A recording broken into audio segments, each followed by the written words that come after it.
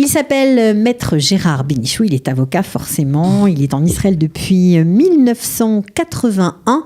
On est ravis de l'accueillir, c'est Sondalia Story. Hello. Ils ont relevé le défi de l'Alia. Alia Story, c'est vous, c'est nous. Comment ça va?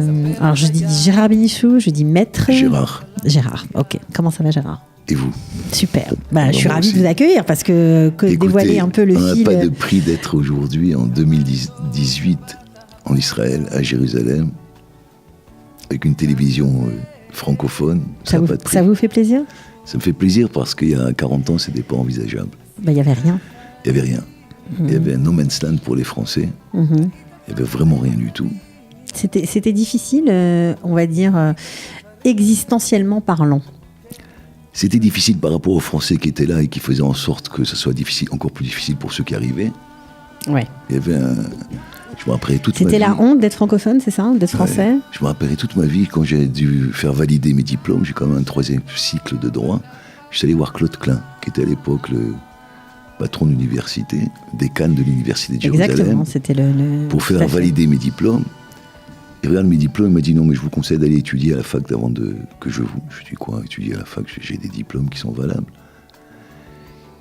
Il m'a dit non, je crois que je lui dis écoutez mon ami, vous êtes très bien, mais en vérité, si jamais moi j'ai plus de diplômes que vous, donc vous me donnez mon diplôme ou alors vous allez m'entendre, ça va aller très rapidement pour vous. Donc ça c'est le premier Français auquel j'étais confronté qui refusait de m'authentifier. Vous aviez un 3e cycle de droit lorsque vous êtes arrivé en Israël, droit des affaires. J'ai toujours qu'un 3e cycle, j'ai pas le 4e. Mais... Ok, donc vous n'étiez pas encore avocat. Vous avez passé... Non, j'avais travaillé, si, j'avais travaillé chez un avocat, mais après j'avais pris une voie de diriger une étude de notaire en matière j'étais très spécialisé dans la liquidation judiciaire. Ok. Donc ici, il fallait pour devenir avocat, passer tout simplement... Une dizaine d'examens. Voilà, ce que vous avez fait. En 3 mois, c'était terminé. Et j'étais confronté au problème de trouver un stage. Non mais là, vous expédiez ça un peu vite, parce qu'on a reçu de nombreux jeunes olés, jeunes olim plutôt. Je vais vous dire mon secret, où j'ai rien compris au droit français, où j'ai rien compris au droit israélien, mais j'ai pas vu de grande différence. Donc j'ai simplement, bêtement, pendant 1 mois, jour et nuit, travaillé les examens. Mais vous parliez l'hébreu, donc ça vous a aidé, forcément. Mais j'ai préparé mes examens avec l'anglais, que je parlais pas bien non plus, mais entre un peu d'hébreu, un peu d'anglais, un peu de français. Et vous avez passé vos examens en quelle langue? En français. Ça, c'était aussi un avantage. Tout le monde peut faire ça, jusqu'à aujourd'hui. Donc ça vous a beaucoup aidé? Beaucoup aidé. Et donc, j'ai réussi du premier coup tous les examens, ce qui était un miracle. Un miracle. Alors, ce qu'on n'a pas dit, c'est que vous étiez aussi avant, ou un petit peu avant de commencer vos études de droit, élève rabbin. Voilà, au séminaire à la Rive au Clin, avec le grand rabbin Shili Zichrono Libracha. Vous avez terminé ces études? Non, vous n'avez pas terminé. Je suis parti avant parce que je suis un peu révolutionnaire. D'accord. Et donc, moi, les cadres rabbiniques français, ça vous a pas convenu? Ça me correspond pas. D'accord, donc tant mieux pour l'univers du droit qui a gagné quand même un avocat. C'est bien pour nous. Donc vous avez fini ces examens haut la main. Oui. Vous avez dû faire un stage. Oui. Qui vous a aidé? Un homme d'affaires de Paris qui connaissait ici un homme d'affaires de Tel Aviv. Okay. Et je suis allé faire mon stage à Tel Aviv. Et je suis allé habiter à Ashdod, alors que j'étais au Merkaz Klita à Jérusalem, à Mevaseret Zion. Oui, parce que ce que vous ne nous avez pas dit, c'est que vous êtes monté, vous n'êtes pas monté jeune étudiant, vous êtes monté quand même avec femme et enfant. Oui, une femme et 2 enfants, dont mon fils qui avait 5 ans à l'époque et ma fille qui avait 2 ans. Ok. Pas facile. Non, pas facile, parce que vous n'aviez pas forcément d'économie, vous n'aviez pas de relation, pas de famille, vous étiez un peu seul, et vous étiez au Merkaz Klita. Oui, et j'ai cette scène devant moi où le premier jour où mon fils va dans une école israélienne au Merkaz Klita, à côté du Merkaz Klita, je sors fumer une clope à 10h, je vois mon fils dans la cour de la petite maison qu'on habitait, qui avait quitté l'école à 5 ans. Il était sorti? Sorti, il était parti, il avait fait 1 kilomètre pour venir au Merkaz Klita seul. À la maison, rejoindre papa-maman? Oui, pourquoi? Il m'a dit, mais ils sont fous dans cette école, ils crient tous. La maîtresse, elle dit quelque chose, mais tout le monde saute sur les tables. Il était offusqué tellement, il s'était barré. C'est pas une école. Tu m'as amené où, papa? Vrai problème. Je l'ai ramené tout de suite. Je lui ai expliqué qu'Israël, c'est Israël et qu'il faut s'adapter. Peut-être qu'aujourd'hui, les jeunes devraient un peu plus s'adapter à la mentalité israélienne. Ça irait plus facile pour eux. Oui, ça c'est sûr. Donc, Et les parents devraient moins consoler leurs enfants parce que c'est un enfant. Il faut apprendre à se casser la gueule et à se relever Absolument. tout seul. Voilà, je me suis cassé la gueule plusieurs fois ici, je me suis relevé tout seul. Il faut apprendre ça dans ce pays. Voilà, et c'est d'abord, c'est tout à votre honneur de témoigner avec autant d'honnêteté et de vérité. C'est bien de ne pas dire que tout est rose, tout est facile. Voilà, c'est pas toujours le cas. Ça n'avait pas été toujours le cas pour vous. C'était même la grosse galère. Vous n'aviez pas d'argent. Absolument. Vous viviez au Mercasquita, donc on l'a dit. Votre beau-père vous aidait peut-être un peu. Un peu. Et puis j'ai travaillé dans quelques petits boulots pour pouvoir subvenir à mes besoins. Ce que je faisais quand j'étais étudiant, je vendais des journaux, je travaillais à droite, à gauche. Continué à faire ça. J'ai continué à faire des petites choses aussi comme ça. Ici. Alors, ce qui est rigolo, c'est que dès que vous avez votre diplôme en poche, vous avez directement monté votre cabinet, sans connaître personne, sans appui, sans rien. C'était un peu casse-gueule quand même, non? Très casse-gueule. J'ai pas vu le premier. Je lisais le journal là-bas. J'étudiais la Gemara là-bas. Vous n'aviez pas de clients. Pas de clients, j'attendais. Alors, vous attendiez, mais pas n'importe comment. Vous avez su rentabiliser votre temps puisque vous alliez écouter dans les tribunaux les débats, voir comment on plaide en Israël. Exact. Et ça m'a beaucoup appris parce que c'est pas du tout le même système judiciaire. Et comme c'est un système ici dans lequel on interroge et contre-interroge des témoins, ça m'a beaucoup plu. Parce qu'il faut travailler dans un film américain. Talmudique, exactement. Non, votre honneur, objection, etc. Comme j'avais vu quelques feuilletons américains, ça m'a beaucoup plu, donc j'ai décidé que j'allais faire une carrière au tribunal. Et c'est ça qui vous a aidé finalement? Et je suis allé voir l'aide judiciaire et je leur ai demandé des dossiers. Ils ont été d'accord, très contents. De suite, j'ai reçu une 40aine de dossiers très mal payés. Mais je me suis formé. Et pour se faire les dents, c'est génial. Exactement. Et donc j'ai fait ça. Je suis sûr que vous avez dû en gagner beaucoup. Oui. Oui, parce qu'ils ont été surpris, parce qu'ils pensaient me coincer rapidement avec l'accent, avec des fois quelques fautes en hébreu que je faisais encore. Ben, finalement, ils sont aperçus que, même si on est français, on n'est pas aussi con que ça et qu'on peut se débrouiller. Mm-hmm. Ça les perturbait surtout. Je connaissais très bien mes dossiers, j'apprenais tout.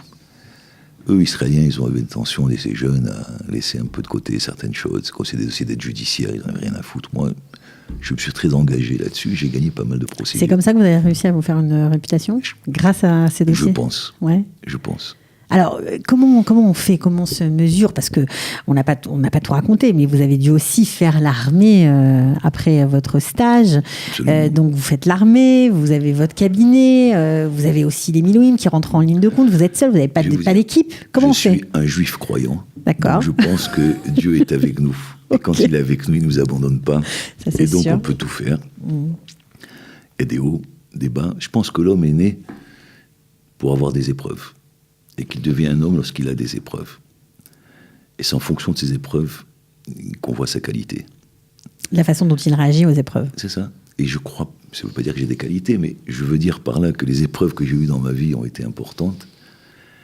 Et je ne dis pas non plus que j'ai de la qualité, mais je sais que je peux avoir des épreuves. Voilà, et je peux gagner. Mm-hmm. Alors, vous êtes battu, on va dire ça comme ça. Surtout, oui. Vous me racontiez hors antenne que la période des Milouim, c'était vraiment la grosse galère. Pourquoi? Grosse galère, parce que c'était inintéressant. D'accord. J'avais 30 ans, plus que 30 ans. Et puis, je me retrouvais sous les ordres de petits sergents de 20 ans. Qui me disaient fais ci, fais ça, fais ci. C'est pas dans mon caractère de faire ci, de faire ça. C'est des gens qui n'ont pas d'expérience de vie, ce que j'avais. Et puis en plus, on nous faisait faire des gardes, etc. Donc ensuite, j'ai décidé d'aller à la Rabbanout Harashit. J'ai fait le cours de Rabbanout Harashit. Et je suis devenu officier. Et là, c'était d'autres Milouim et d'autres... C'était plus intéressant. Bien sûr, je pouvais donner des cours, je pouvais m'exprimer, je pouvais... Mais la seule chose qui était intéressante à l'armée lorsque j'étais simple soldat, c'était de faire des gardes avec des tas d'Israéliens qui étaient 90% de Chilonim, qui découvraient avec moi un autre judaïsme, et découvraient un judaïsme dans lequel on peut échanger. Ah, t'es religieux.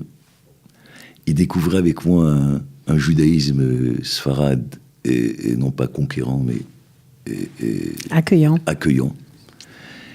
Et des gens que j'ai revus 20 ans après, qui eux m'ont reconnu, ils m'ont dit grâce à toi je fais le kidouche. j'ai retrouvé la tradition de mon papa ou de ma maman, etc. Ça fait chaud au cœur. Pendant ces années de Milouim, il s'avère par la suite que j'ai fait du bon boulot à ramener des tas de gens, non pas à être religieux, mais à les ramener à une certaine tradition qu'ils avaient complètement occultée. Ouais, d'ailleurs, sur votre parcours, bien après ça, vous avez monté des synagogues. Vous êtes aussi connu pour ça, à Guillot notamment, je crois. La grande synagogue de Guillot. J'ai monté le premier cours francophone à Guillot en 1983. Je suis allé voir le grand rabbin de Guillot, le grand rabbin Ben Abou, et j'ai dit, je monte le vendredi une étude du vendredi. Je suis le premier à avoir fait ça, je pense. Et donc, tous les vendredis matin, il y avait 4 heures d'études que j'organisais. Et jusqu'à aujourd'hui, ce cours, il dure. En français ? Non. En français ou en hébreu ? Maintenant, en hébreu. En français, maintenant, c'est en hébreu, mais jusqu'à aujourd'hui, ce cours dure. Et le rabbin Abou m'a dit, il n'y a pas une fois où je ne rappelle pas ton nom de ce que tu as fait là, parce qu'il y a maintenant 90, 100, 150 personnes qui vont à ce cours-là.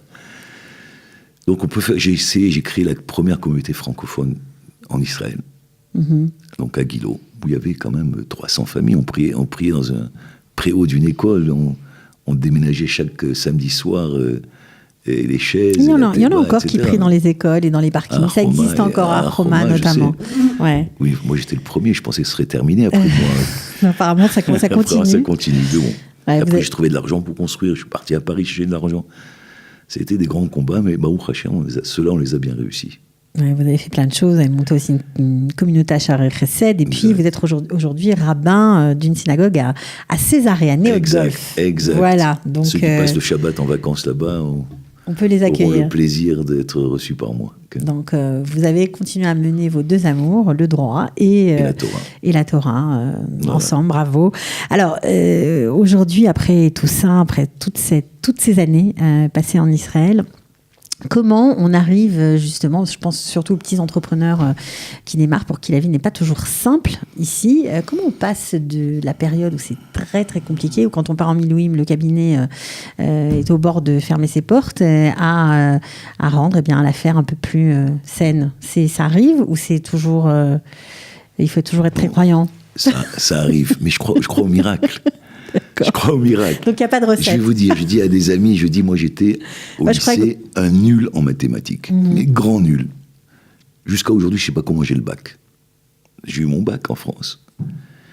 Et je ne sais pas comment je l'ai eu, parce que j'ai dû y avoir une épreuve de mathématiques, et pour moi c'était vraiment une vraie épreuve. J'ai réussi.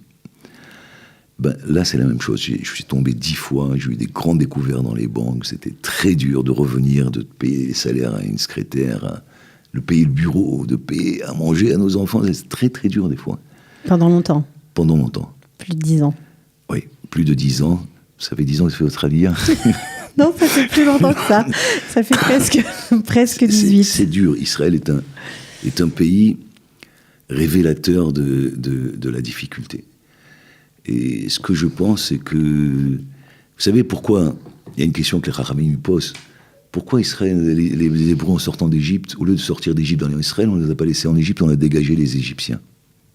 Ça aurait été plus facile. On vous dit parce que là-bas, c'est trop facile.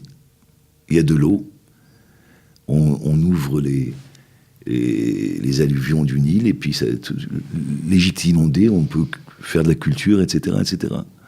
Non, pour nous, c'est pas bien. Nous, il faut regarder au ciel et prier pour pouvoir obtenir quelque chose. Donc j'ai dû beaucoup regarder au ciel, beaucoup prier pour pouvoir assumer ma famille en Israël et pour pouvoir réussir. Baruch Hashem, aujourd'hui, comme vous dites, on est derrière ça. Mm-hmm.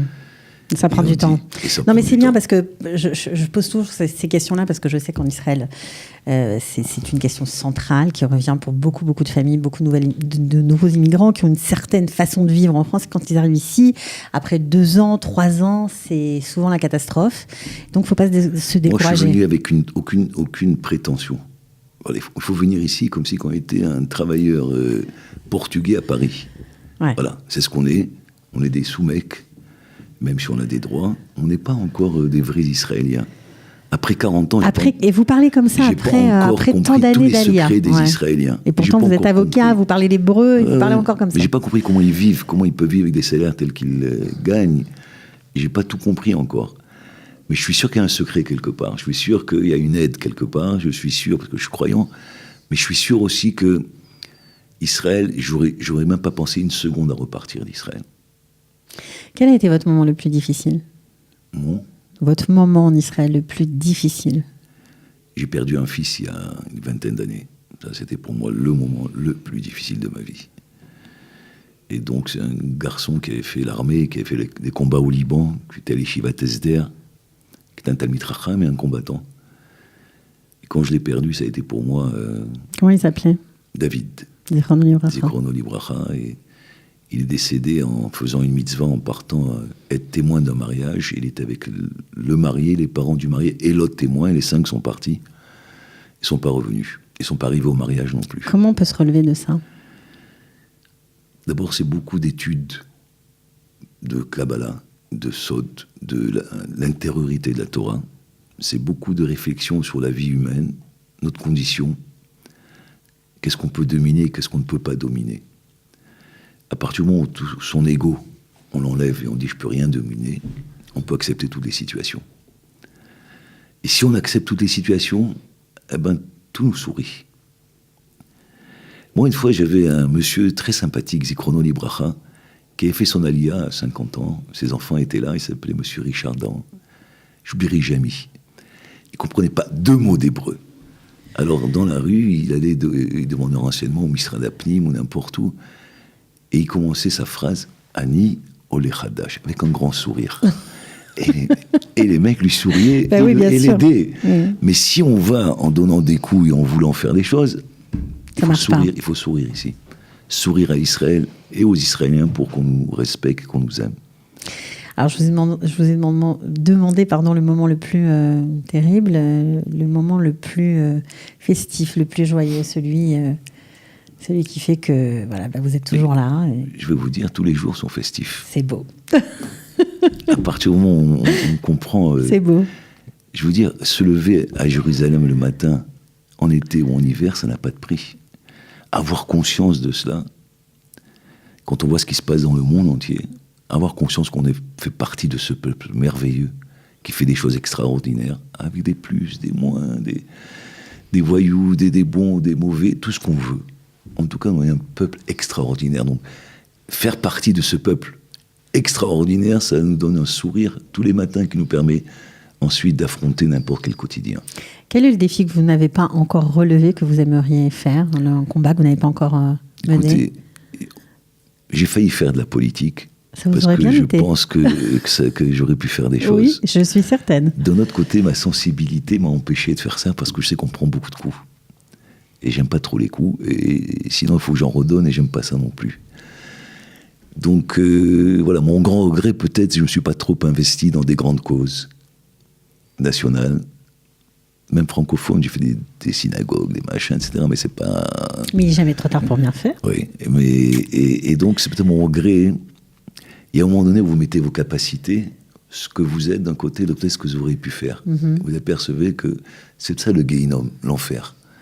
C'est de regarder ce que j'aurais dû faire ou pu faire et que j'ai pas fait. Et je regrette. Donc mes regrets, c'est de ne pas avoir fait plus pour mes frères, plus pour les gens qui viennent ici et qui s'investissent et qui sont beaucoup plus fragiles que moi.